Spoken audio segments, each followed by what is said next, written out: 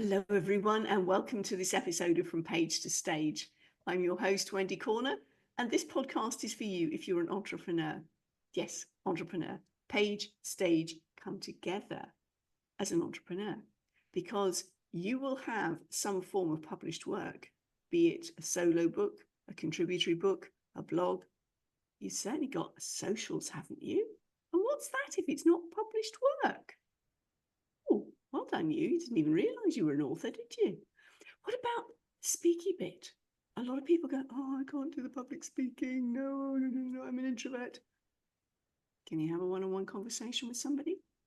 Then you can do a podcast like we're doing now. And yes, that is a stage. There are different stages for different messages. Let's get you on the first rung of the ladder. So come along and be a guest and share your wonderful message with the world. Oh, now, here we go. Today, oh my goodness, we have the wonderful Tara Hayes on the hot seat, as it were. Tara is an amazing publisher. So I know we read about her, but she knows an awful lot more about herself. So Tara, I'm going to hand the baton over to you for a minute. Give us a bit of an idea as to who you are and how you got to where you are now. Gotcha. Thank you so much, Wendy, for having me on the show. So I am an author and I am from New Jersey. And how my author journey began is it's really an interesting story. So I was at a low point in my life and I was laid off from 2 full-time accounting jobs. And I was filled with a lot of anxiety. I didn't know where to turn. And I really felt like I needed some soul searching. So during the time when I was collecting unemployment, I saw a self-publishing course, like an ad for it on YouTube. And I said, oh, what's that? Maybe it's something I can do to help me or to change my life.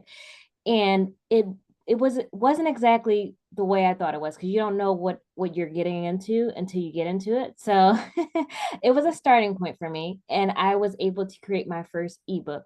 And before I joined the course, they suggested that you write about romance or erotica or fiction, but I'm not any of those types of authors. So I said, what am I going to write about? I'm going to write about my story with anxiety because I felt like a lot of people could relate to that. So that was in December 2019 where I published my first book, my first ebook. And then the journey evolved where I started doing some anxiety coaching. And then I had a handful of people that I coached with anxiety. And I said, you know what? I'm an author to begin with. So I am going to go back to my roots. And that's how I developed Tarafied Publishing, which is my publishing company, to help women business owners become published authors and share their stories the same way that I did, because I know the anxiety that comes along with the publishing process. So that's basically who Tara Hayes is. Oh, wonderful, wonderful. So you've turned your personal experience of being terrified into Yeah, being Tarafied. exactly. Oh, I love it. I love it. Audience, before we hit record, we were having a wordplay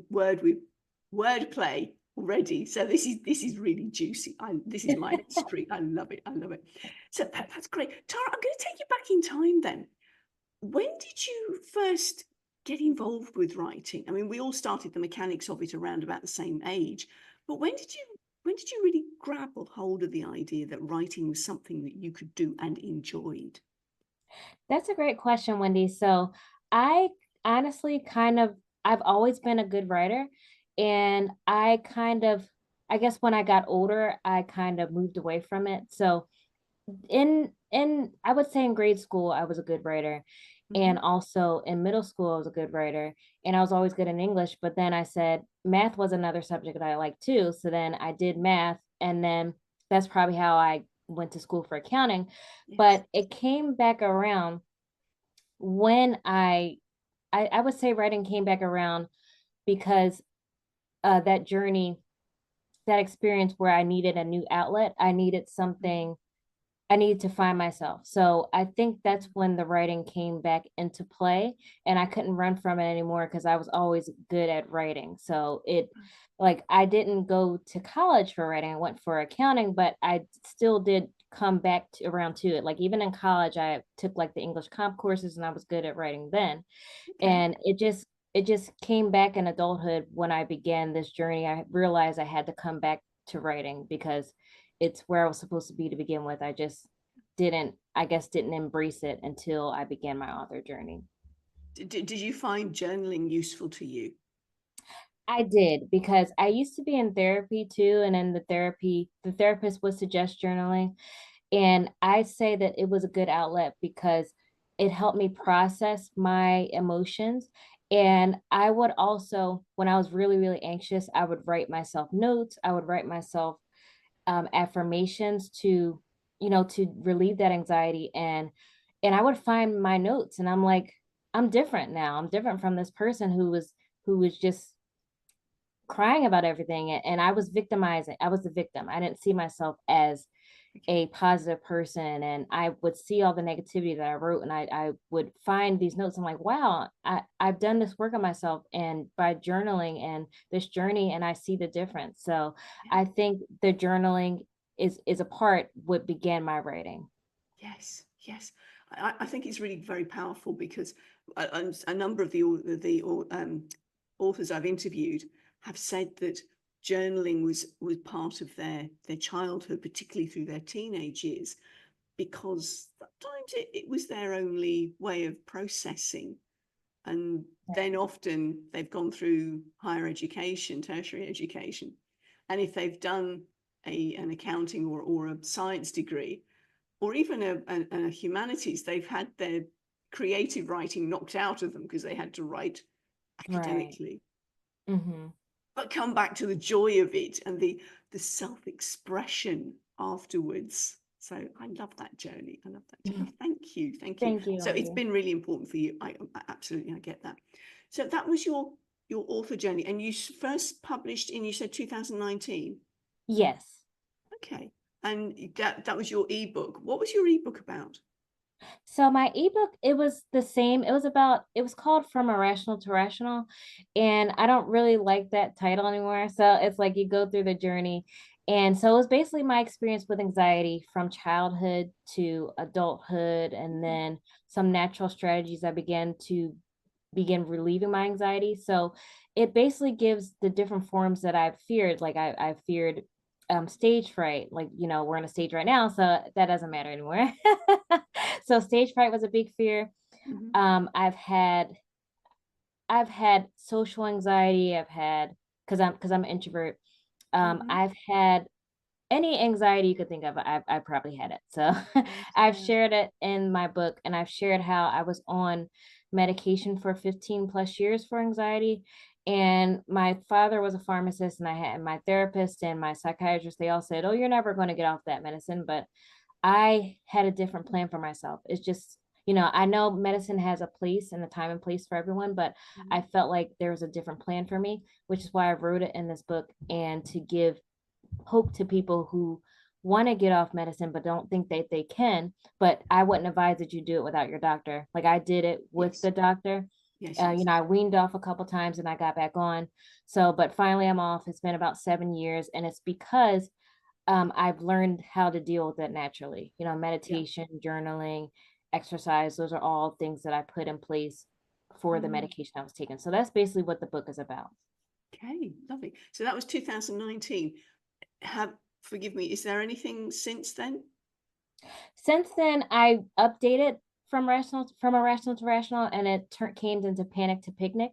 So, and I've I and I've love that. added, Panic to Picnic. I think that's a thank brilliant you. title. Thank you. And I've just updated it, adding more strategies. Like I've Yeah. included yoga, I've included more strategies. So it's still the beginning of my story, but I just repurposed it in Panic to Picnic and added more strategies to it. Love it. Love it. And when did that one come out? That one came out in March of 2021. 21. Right. Did you find the pandemic year really tough? I did. 2020? I did. And at the same time, I was like, well, this is the time for me to actually grow a business. I think a lot of people were thinking that too, because people were getting laid off, and then people were home, Yeah.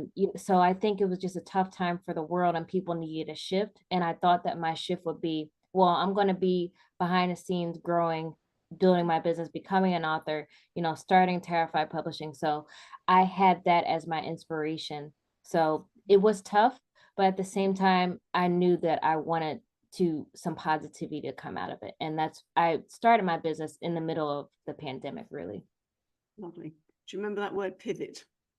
Yeah. If I'd had even 10 cents for every time I heard pivot that year, Mm-hmm. I'd be looking on a rather big fortune right now. Mm-hmm. So overused. And yet it was true. It was that year that so many people were forced to stop, sit down, think about it and go, okay, is this really what I want? Is this where I'm Right. going? Mm-hmm. Yeah, it caused literally a full stop so that we could really think about it. Okay. Lovely, thank you very much. So that was your author journey. Mm-hmm. Anything in the pipeline? Anything in the pipeline? So currently, I have a workshop that I'm working on. So it's still instead of From Panic to Picnic, it's called From Panic to Published, and how to share your story fearlessly and create a profit-driven book. So I've been working on helping other women business owners, specifically the wellness space, because I have that deep connection with wellness since my books are about my experience with anxiety. And everyone has a story, but I feel like the healers, they really have a story. They have that trauma that they went through. So most of the healers are healers because they have something that they went through. Yes, So absolutely. those are the people that I want to help them share their story. And the workshop will help them do that. The workshop will help them because you'll learn why waiting costs more than what you think. You'll learn how to get your next 10 customers and 3 clients, and how to share your story authentically and fearlessly. It's something that I had to do, something we all have to do. I think the stories that are worth telling are ones that we're afraid to share. So That'll be fun. Now, audience, I happen to know when this is. As we are recording this, it's a couple of weeks out, but we will schedule this episode to go up the week before. So we will put the information in the show notes. So go check them out. Go check them out. Thank you. So this is a workshop. How long is your workshop? it'll be about 45 minutes. So I did it one time and then it was a practice run and I got feedback from people. So I figured I'll do a 2.0. I added more tools, more techniques, more testimonials so people can see who I've worked with, how I helped them so they can, build that trust with me as they're seeing me present. And speaking, like I said, is one of my fears in my books, but the difference between now and then is that I don't run away from speaking. I actually face that fear and rise. Well done. Well done. It's going to be recorded, isn't it? Yes. So I'm going to have a live version. And then once I do the live version, I'm going to have recording and then I can share it that way. Excellent. Excellent. The reason I'm suggesting that is because, audience, this applies to you as well. Have your YouTube channel. Now, not everything needs to be published. Not everything needs to go public. You can deposit your own work in there as a work in progress. So you can look back over your early stuff and look to where you are now and go, oh, wow, hey, I'm doing really well, aren't I? I mean, a lot of my stuff, if you go and check out the channel, which you've looked at this podcast on, you will see some of my early work. And I'm looking back on it and going, yeah, golly, I'm doing rather well now, aren't I? There's always a progress. And the thing is, because you're living it, you're not always aware of it. You can't read the label from inside the bottle, as I keep saying. So keep it for yourself if not published. If you're not feeling happy about it, you've got it there for yourself to reflect on and go, doing well. And I just wanted to add one thing too. Like you said, reflect on your progress. So I feel like I'm a much better presenter. I just use a filler word, but I'm being more conscious of my fillers. And also I've watched a video where my head was bobbing. So now I'm aware of my head being straight instead of bobbing up and down. Well, I mean, that's the thing when you go back and review it. Are you a Toastmaster? I'm not. I've never been in Toastmasters. Okay. Now, the reason I'm wondering is because when people start using terms like filler words, you think, okay, there's some theory in here. And that's very often that they've picked that up from Toastmasters. Audience, if you're not familiar with fillers, those are the absolutelys and the actuallys, and and right, and the and all of those wonderful little fillers. Beautiful. Thank you. So yes, keep an eye on your back stuff, but you have a YouTube channel, don't you, Tara? I don't have a YouTube channel. That's something that I will look to in the future. Well, my question is, do you have a Gmail account? I do have a Gmail. Then you have a YouTube channel. Oh, okay.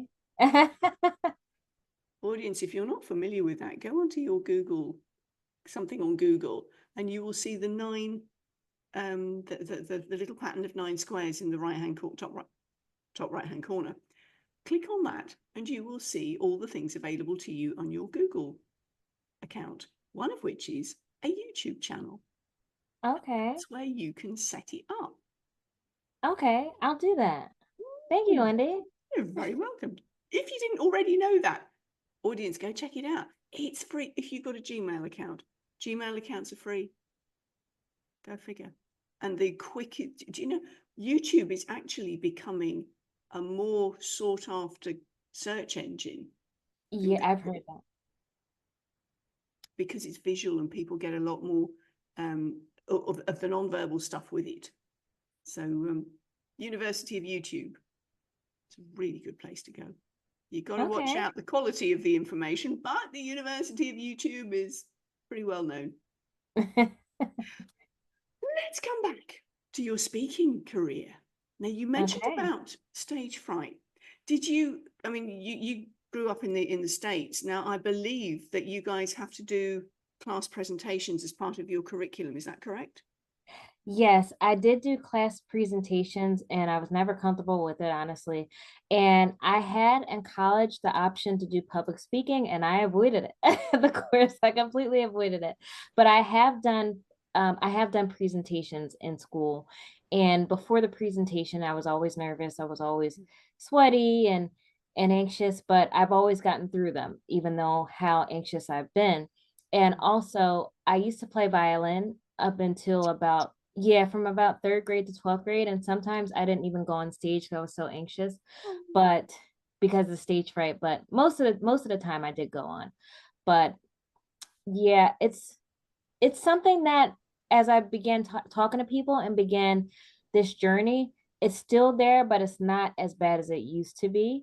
Yeah. Before, I would not attempt to get on any stage. If I was 10 years ago, if you tell me I'd be on a podcast and be like, are you crazy? So, but now I'm on and I'm doing them and I have a message to share. So the fear is lesser than the message. I know that the message is more important than my fear. Yeah. And the other thing is, because you've done that, you've flipped it round and gone, people need to hear this. Right. It's not about me, it's about them. Exactly. And when you're focused, and again, audiences, it applies to you as too, if you're feeling, oh, I don't want to do this. When you know that your message needs to get out to somebody and you have the capability of changing someone's life by sharing your message, it's not up to you whether you feel nervous or not. Right. You've got to serve the other person and share that message. It's that important. Your crap that you went through was there for a reason, for you to share and help somebody else. Yeah. Congratulations. I absolutely honor your journey, Tara, because it's not easy. It really isn't. Some of the people I've interviewed have said that their nerves about public speaking stem from those class presentations because they froze at the time, they got teased, they got bullied about it, somebody said bad things, etc. I find that really curious because growing up in the UK, we didn't have that as part of our curriculum. Really? Exactly. I mean, yes, in sort of early years, sort of from reception, I think you might call it grade school. I'm not sure. Anyway, sort of 5, 6, there's the show and tell where you have you're sitting around in a circle and you bring something in and you talk about it. But that's literally 2 minutes, and you're really teeny tiny, and nobody's got any presentation to do. It's simply a case of sharing. But that's it. Or at least it was when I went through school. It may be slightly different now, because that was a while ago. But yes, I mean, we didn't have that experience, and a number of my North American authors and guests have had that similar experience. So yes, it can be a trial time, because it can set up anxieties later on in life. Yeah, cool. Okay, so speaking, you're getting over the anxiety, you're getting onto podcasts. Have you done any virtual stages? I have done a panel. I did it in, what was it, December of, I believe it was 2023. I think I did a panel. Well done. And yeah, it was on LinkedIn. And it was my panel, and it was me and a couple other women. And it was the same theme. It was just a natural conversation. And then I actually said on the podcast or the panel, I said, I want to get on stage one day. And then she reminded me, you're on stage right now. I said, oh, okay, you're right. You know, because for some reason, a podcast is more like a conversation, but it is a stage because you have an audience. So I think of it as a conversation. And maybe that's a way to relax myself more, because I think of it just me and you talking. The audience is there, but I see just me and you in front of me. So I don't see the audience. Well, that's it. And again, also on virtual stages, because unless you're doing a meeting where you can see people in little Zoom land, you don't see faces. So that's when it's literally one-on-one. And if you're doing like your webinar that you're talking about, your workshop that you've got coming up, unless you have it in meeting format, if it's you and the slides, you look at the camera, you give them eye contact, and you visualize them. Okay. And the same goes when you're doing a live audience on a physical stage. Sometimes you can't see beyond the front row because of the way the lighting is. That can be a good thing. I think so too. I think I'd like that. But what I suggest to speakers is that they gain eye contact with somebody where they think they are. Okay. And they talk to that one person, and then talk to another person, and then they talk to another person. That way, you're still only talking to one person. Okay. But everybody gets the feeling, oh, I'm included. Because we all want to know that we're special. Right. So that's a bit of a clue, particularly audience who are feeling introverted. They're really not sure about this mass of people. One person. That's all you're talking to, one person. Okay. Oh, love it. Well done. I'm super impressed, because I know that anxiety can really cripple you. So yeah. Yes, it can. Congratulations. Okay, so we've talked about your writing journey. We've talked about your speaking journey. You've mentioned your workshop coming up. That's exciting. So the Tarafied Publishing Group, this is a way of getting women. So your target audience is women, business owners. Yes, it is. Yeah, okay. In the wellness space. I love how you're really beautifully niched in there. So you're inviting women wellness entrepreneurs to come along.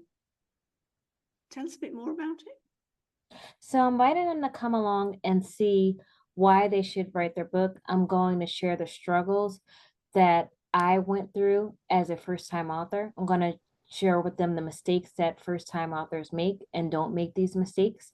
And I'm going to share with them basically the structure of the workshop, which would be the 4 key phases that they can go through. So you got to create the book, you have to sell the book, then you have to promote the book, and then you have to, the 4th one is escaping me right now, but but it's 4 key phases. And I want to share them with them, why you shouldn't wait on writing your story. There's no perfect time. Like I said, when I wrote my first book, I was unemployed and I didn't know my next move. So there's no perfect time. People need to hear your story. So that's basically what sums up the workshop. Love it. And that workshop is an introduction so that people can get to know who you are. Yes. to then go and work with you to get the book done. Love it. Yes, exactly. Audience, get your book done. As part of your promotion, think podcasts. Right. Okay, think podcasts, because now that the promotion stuff, if you're doing it ahead of launch, and promotion happens before and after, Right. after publication, because an awful lot of people to put all the effort into pre-launch, launch the book, and then collapse in a heap. Well, yes, you can collapse in a heap temporarily, but you've got to pick yourself up and carry on with the marketing, because it will not sell itself. You've got Exactly. to. Exactly. A lot of authors think that it will. I was one too, that like, oh, I'm on Amazon, I'll press publish, readers will come. Nope, didn't happen, won't happen. How do people know about you? I mean, I can't remember what the stats are, but there's so many books that go up on Amazon every single day. Right. Mm-hmm. So how does anybody find you? You've got to tell them about it. Exactly. Yeah. Ooh, yes. So important. So important. We've talked about your writing. We've talked about your speaking. We've talked about this wonderful workshop. I'm wondering, do you have any other books percolating in the pipeline? That's a great question, Wendy. My business partner is saying, Tara, you need to write your book. You need to do it this year. And it won't be about anxiety. It'll be about my journey as an entrepreneur and a publisher and the steps that I've taken to get to this point. So it'll basically be my journey. And so it won't be just focused on anxiety. It'll be about me and my journey, and how, if you're an entrepreneur or if you're an author, you can take these steps to enhance your journey and begin and still promote your book. And then maybe I'll talk about stages too. Who knows, Wendy? You're right. You're literally walking your talk. Mm-hmm. Because this is what you're talking about with your lady authors, your healthpreneurs. And there you are doing exactly the same. Right. So you're leading by example what you're doing. Mm-hmm. Go you. Love Thank it. you, Love Wendy. it. Do we have a projected date? I'm being really cheeky here. Now, the reason I'm saying this, Tara, is because I seem to be able to get exclusives from my guests. Even the one I recorded earlier on this week, I managed to get an exclusive. Feel free to say no comment. As of right now, no comment. But like you said, there's no perfect time to publish, like I told you. Yeah. So I need to sit down and write, because there's no perfect time, and don't wait for the perfect time. And get. Do you work best to a deadline? It depends. It really does. It depends. I do like deadlines because I know we need those, but then at the same time, life happens and you can't always meet your deadline. And I don't want to beat myself up with certain things. So deadlines work, but there's a grace period too. Oh, yeah. No, I mean, the reason I'm asking was because one of the authors I've interviewed recently, she is somebody who flies by the seat of her pants. And she sets a deadline, and then the way she works, life has got in the way. She will clear her calendar and sit down and write and get it done. She says, I'm not disciplined enough. I don't work the way of time blocking so that I sit and write for 20 minutes every day. That does not do it doesn't work with me. She said, it's not the way I'm wired, because I find that switch between one activity and another very mentally draining. Whereas if I block off, say, 3 weeks, I can get an entire book done. She said, but I do tell people I'm going in the cave. Okay. You can pull me out for food and sleep and emergencies. And that's it. Okay. But that's the way she works. And so it's knowing the way that's best for you. I can imagine that if you set yourself a tight deadline, there could be some anxiety attached to that. Yeah, I think a tight deadline would bring some anxiety, but I think that the time blocking would work for me if I set maybe 15 minutes a day and just wrote, okay, and I'll feel accomplished that I got something done instead of clearing my calendar and then going in the cave like her. I know that works for some people, but I think for me, I think the time blocking would work. Time block works for you. Yeah. Well, that's the thing. Know yourself. Right. What works for you? Mm-hmm. And because I was just sitting here fascinated that this is the way she worked and going, okay. But she's identified that she knows the best way for her. Mm-hmm. And for you, like me, there's a time section. Mm-hmm. Right. Yeah, love it. We all know we all work differently, but that's the joy Right. of it, isn't it? At the end of the day, we've still got our baby ready to go into print. Yeah, exactly. Another quick point, authors, when you get your box of books arrive, do a video of you opening them. Mm-hmm. Because I need to do that one. it doesn't matter how many books you produce, that thrill of opening up the box and holding your baby, because it basically you've birthed this thing, haven't you? It is. You're holding a baby for the first time, and it's Mm-hmm. special.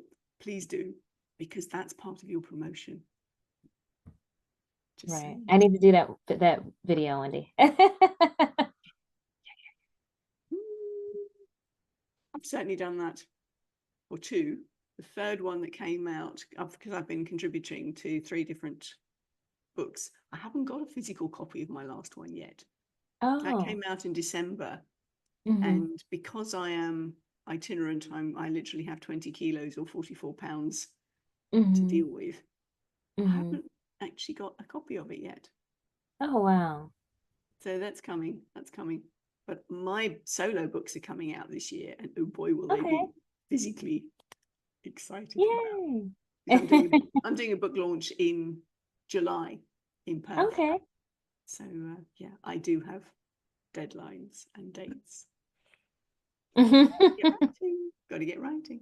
Lovely, Tara. Thank you so much for sharing that. Now, how do you embody your words when you take them from page to stage? That is a great question, how I embody my words. So when I take them from page to stage, what I wrote about, I like to use the phrase feel the fear anyway. So those are down in the page. So when you get onto the stage, you have to embody that by saying, yeah, I'm anxious, but I'm going to feel the fear and do it anyway. So that's the way I embody my words on the page and onto stage. And also I've also written about who am I to write a book? That's one of the lines that I wrote in my book. Yes. So when I took to the stage, I said those exact same words when I did the workshop the first time. I said, who am I to write a book? That was one of my fears, one of my confidence issues. So I was basically just telling that story of one of my overwhelming panic struggles was who am I to write a book? So I took it from the page to the stage, and then actually reworking that I am someone who can write a book because I have a story, and people love connection. Yes. I might not be Mel Robbins are one of the big people, but people like to relate to people that are close to them, so they can feel like they can reach out to. So yes, yeah, because if they're up here and I feel myself down here, that's a big gap. Exactly. Yeah, but you've been there, you know what it's like. I can relate to you. Congratulations, thank you. That feels so authentic as well, because you're standing up and going, this was me. That relate to you, and people in the audience are going, yeah. Yeah. Yeah, beautiful, beautiful. Thank you. As we're winding up then, Tara, have you got any final words of wisdom for us? So some final words of wisdom, I would say, if you're an author or an aspiring author, don't wait for the perfect time to write your book, because there's someone out there who needs to hear your story. When I began my journey, I was afraid to put myself out there, not necessarily afraid to write the book, but to publish. I mean, not really to publish it, but to tell people about it. Yes. So I did all this work, and then I was afraid to share it with people. And then one day I said, I'm just going to share it with people. I shared it to my Facebook, and people were like, congratulations. So the judgment that I thought I would get didn't happen. So I thought I would get that judgment because, oh, who is Tara? She's a shy introvert. Why all of a sudden is she writing a book? So I thought that was all in my mind. So I would say get out of your head, get the paper out, get the pen out, and start writing, because your story needs to be told. Don't don't keep it from people. And another thing I used like to say is don't die with your music inside of you. So Yes, don't get to the point where you're almost dead and you can't write your story, because you can't share it with people, and people need you. People need to relate to you. They need to hear it. Your words have power, they do. like your words. Exactly. Yeah. Yes, absolutely. Because we relate to each other in story. Hmm. It's the way that oral traditions were passed down long before books were ever invented. Hmm. And so that power of story and sharing and going, this is the crap I've been through, don't do it. Hmm. Here are where the landmines are. Hmm. Look at my scars. I've been blown up a couple of times. Don't do it. It can't come around Hmm. this way. And it's so important. Oh, It is. yes. Thank you. Thank you so much, Tara, for You're welcome, sharing Wendy. your from page to stage. You're welcome. Thank you so much. Looking forward to that workshop. Now, bye from us. Bye.